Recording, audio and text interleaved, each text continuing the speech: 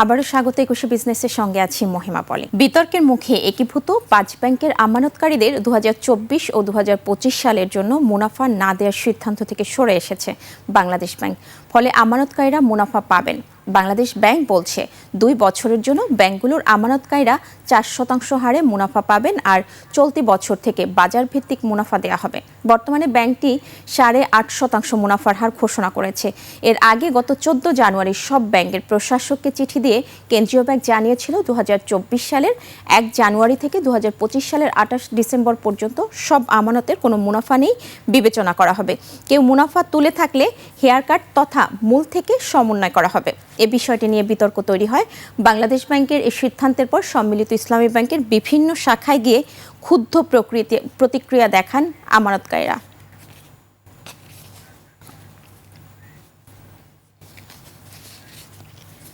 দেশের বাজারে স্বর্ণের দাম আবারও বাড়ল। এবার প্রতি ভরির দাম ছাড়ালো ২.৫ লাখ টাকা, যা সোনার দামের নতুন মাইলফলক। নতুন দাম অনুযায়ী সবচেয়ে ভালো মানের বা ২২ ক্যারেটের ১ ভরি সোনার দাম এখন ২,৫২,৪৬৭ টাকা, ২১ ক্যারেটের প্রতি ভরি ২,৪০,৯৭৮ টাকা, ১৮ ক্যারেটের প্রতি ভরি ২,০৬,৫৬৯ টাকা এবং সনাতন পদ্ধতির প্রতি ভরি সোনার দাম ১,৬৯,৬৫৩ টাকা। দেশ বিদেশের বাজারে টানা বাড়ছে সোনার দাম। মূল্য বৃদ্ধির ধারাবাহিকতায় আজ থেকে দেশের বাজারে প্রতি ভরিতে সর্বোচ্চ ৮,৩৪০ টাকা পর্যন্ত বেড়েছে। এদিকে সোনার দামের সঙ্গে বেড়েছে রূপার দামও। ২২ ক্যারেটের প্রতি ভরি রূপার দাম ৬,৮৮২ টাকা।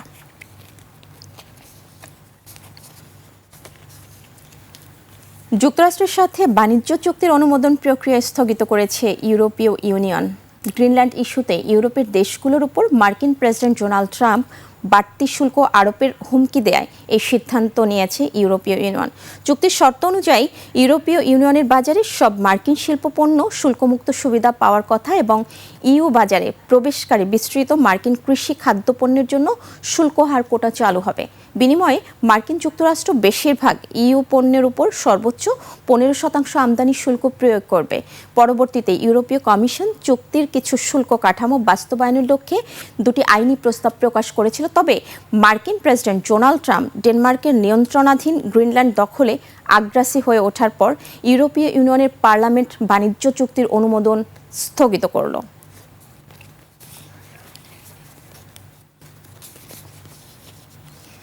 একসঙ্গে সব দুর্বল ব্যাংক ঠিক করে ফেলা সম্ভব নয়। রাষ্ট্রায়ত্ত দুটি ব্যাংক রেখে বাকি সরকারি ব্যাংকগুলোকে সরকার একীভূত করার পরিকল্পনা করছে বলে জানিয়েছেন বাংলাদেশ ব্যাংক গভর্নর।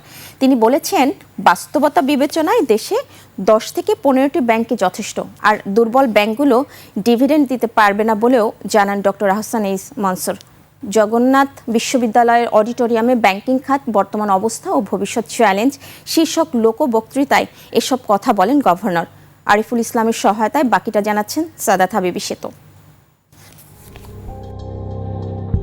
রাজস্ব ফাঁকির বিপরীতে রেকর্ড খেলাপি ঋণের বাস্তবতায় দেশের ব্যাংকিং খাত। অনেক ব্যাংকই ধুঁকছে তারল্য সংকটে। এমন পরিস্থিতিতে কিছু খারাপ ব্যাংককে টাকা ছাপিয়ে দিতে হয়েছে। তবে টাকার ঘাটতি থাকায় একসঙ্গে সব ব্যাংক ঠিক করা সম্ভব নয়। এখনো আমাদের টাকার শর্টেজ আছে, আমাদের ক্যাপাসিটি কনস্ট্রেন্ট আছে। আমরা তো একসাথে তো 20টা ব্যাংক আমি ধরতে পারবো, আমরা ধাপে ধাপে আমাদেরকে যেতে হবে। তো আমরা সেই প্রক্রিয়ার দিন আছে। আমরা মনে করি যে এখনই 5টা হলো, তারপর হয়তো কিছু সরকারি ব্যাংক যদি করা যায়। আগামী মার্চ নাগাদ খেলাপি ঋণ 25% নামানোর পরিকল্পনা বাংলাদেশ ব্যাংকের। গভর্নরের দাবি, দেশে 15টি ব্যাংকই যথেষ্ট। আগামী কয়েক বছরের মধ্যে, 2-3 বছরের মধ্যে আমরা হয়তো গোটা 12-14টা ব্যাংক আমরা ঠিক করে ফেলতে পারবো। তাহলে কিন্তু আমাদের মেজর যে প্রবলেমগুলো। ডক্টর আহসান এইস মনসুর বলেন, ব্যাংকিং খাতে কোনোভাবেই যেন ব্যক্তিকেন্দ্রিক সিদ্ধান্ত প্রভাব না ফেলে, সে বিষয়টি বিশেষভাবে লক্ষ্য রাখা দরকার। তার সাফ কথা, দুর্বল ব্যাংকগুলো কোনোভাবেই ডিভিডেন্ড ঘোষণা করতে পারবে না। যদি আমরা দেখি যে এই কোম্পানি এই বড়োয়ারের রিস্ক ইজ হাইটেন, তাহলে তার এগেইনস্টে এক্সট্রা প্রভিশন করতে হবে। If you want to lend it to him, you have to provide extra amount of resources. It will become much more costly for the banks. এ সময় বাংলাদেশ ব্যাংক পুরোপুরি স্বাধীন না হলেও অপেক্ষাকৃত স্বাধীনভাবে কাজ করছে বলে মন্তব্য করে ভবিষ্যতে প্রতিষ্ঠানটি স্বাধীনভাবে কাজ করতে পারা নিয়ে উদ্বেগ জানান গভর্নর ডক্টর আহসান এইস মনসুর। ভবিষ্যতে কি পারবে কি পারবে না সেটার জবাব কে দিবে? সাদাত হাবিবি সেতু, 21 টেলিভিশন, ঢাকা। করদাতাদের উৎসাহিত করতে সরকারি ব্যয়ে স্বচ্ছতা আনার তাগিদ দিয়েছেন বিশেষজ্ঞরা। একই সাথে রাজস্ব ট্যাক্স রিটার্ন ঝামেলামুক্ত করা, বিনিয়োগ বাড়ানো ও ব্যয় ব্যবস্থাপনায় শৃঙ্খলা আনার কথাও বলছেন তারা। বিশেষজ্ঞরা বলছেন, ব্যবস্থাপনায় শৃঙ্খলা আনতে পারলে মূল্যস্ফীতি কমে আসবে। বিস্তারিত আব্দুল কাদের নাহিদের রিপোর্টে। নির্বাচন পরবর্তী রাজনৈতিক সরকারের রাজস্ব ও চ্যালেঞ্জ সমাধান নিয়ে সেমিনার। অংশ নেন অর্থনীতিবিদ ও বাজার বিশ্লেষকরা। আলোচনায় উঠে আসে নির্বাচিত সরকারের প্রতিশ্রুতি বাস্তবায়নে সরকারি সেবার মান বাড়ানো ও রাজস্ব আদায়ে গুরুত্ব। সো একটা অ্যাভারেজ ট্যাক্স পেয়ার যে আছে, আপনি হাউ ডু এক্সপেক্ট তাকে কি করতে হবে? একজন ট্যাক্সের লয়ারকে অ্যাপয়েন্ট করতে হবে। এখন সামাজিক খাতে কেন সিএসআর ফান্ড ইউজ করতে কর্পোরেশনস টাকা দিবে সেই প্রশ্ন করেন।